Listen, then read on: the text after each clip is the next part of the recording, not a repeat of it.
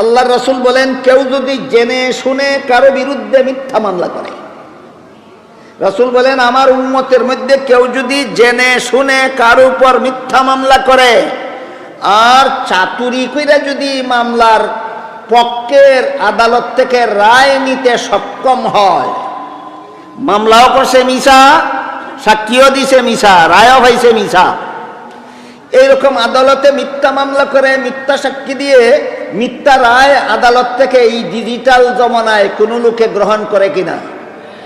রাসূল বলেন তুমি মনে রেখো, তুমি আদালতের রায় পাইছো না, জাহান্নামের সার্টিফিকেট পাইছো। রাসূলের হাদিস বুঝে থাকলে বলুন, আপনাদের ডিজিটাল জমানায় কেউ আদালত থেকে জাহান্নামের সার্টিফিকেট সংগ্রহ করে কিনা?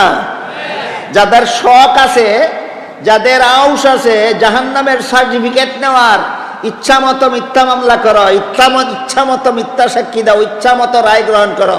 রাসূল বলে গেছেন এটা আদালতের রায় পাইছস না, এটা জাহান্নামের সার্টিফিকেট পাইছো।